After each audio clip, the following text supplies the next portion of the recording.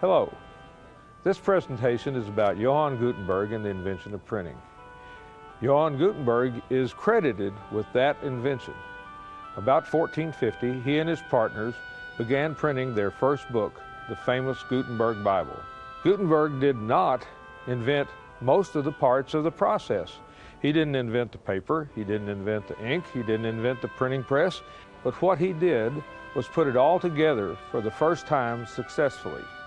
Before Gutenberg, books were handwritten and very expensive and only available to the wealthiest of people. After Gutenberg, the world had printing, the craft and the business, and the common man could soon afford books. There was an information explosion without which the Renaissance and the Reformation would not have been possible.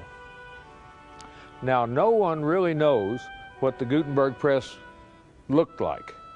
The details, the drawings, are all lost in the mist of history. However, we can examine 15th century technology and form an idea of what the process was like and what the press might have been. Originally, Gutenberg's type was cast of lead. First, a metal bar was engraved to form the letter or the shape that the final type would be. This happens to be the letter G. Then, this punch was driven into the end grain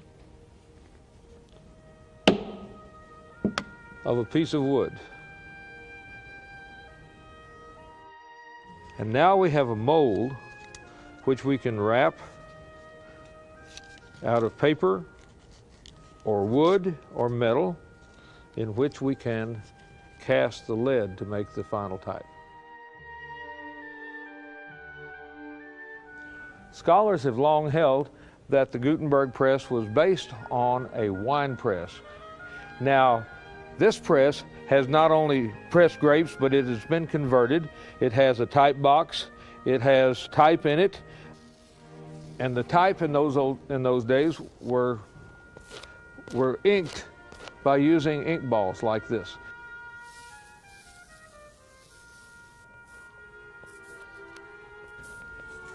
You get the ink on the ink balls and you work them until they're right. Ink balls are leather stretched over wool, and they have just the right amount of softness and give so that the ink is distributed evenly onto the type. We are printing 2 pages that can be found in our exhibit. An example from the Gutenberg Bible, a replica of the Gutenberg Bible, and also a page from the first edition of the King James Bible.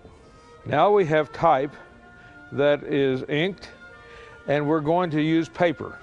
Gutenberg also printed on vellum, which was an animal skin. The paper that was made in his time was made of pure cotton, and it was just ground up and put into a soup of cotton with a little bit of glue in there, and then through wire strainer to make a nice sheet of paper, and was dried. We're going to take the paper and the paper holder and put it down on the type. Now, and we'll press this twice since we are doing 2 separate pages.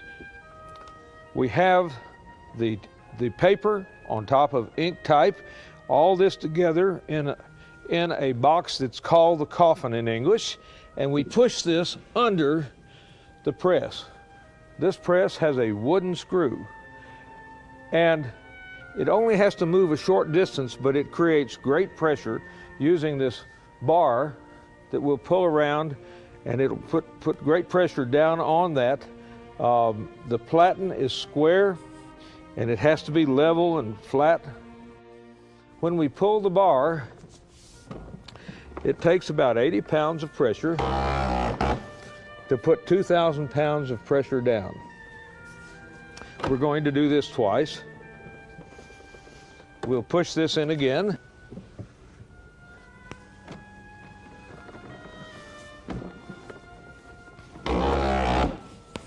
Makes nice noises, doesn't it?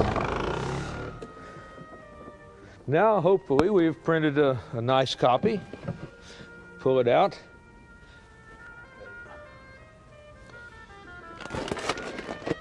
And this is what every printer hopes to get, a good, clean print.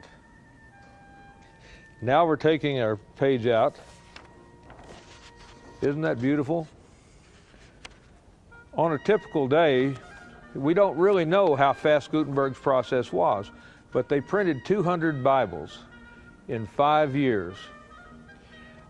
This was a great deal of more production than you could get by handwriting, because prior to printing, it would take a person approximately 2 years to write one single Bible. Printing really didn't change over the next 350 years. The presses changed a little bit, metal screws instead of wooden screws, and that sort of thing, but the process really didn't change much. Gutenberg's invention changed the world. Without the invention of printing in the 1450s in Germany, there would be no Erasmus, no Luther, no Tyndale, and there would be no Renaissance or Reformation. Thank you for joining us, and please enjoy the rest of the exhibit.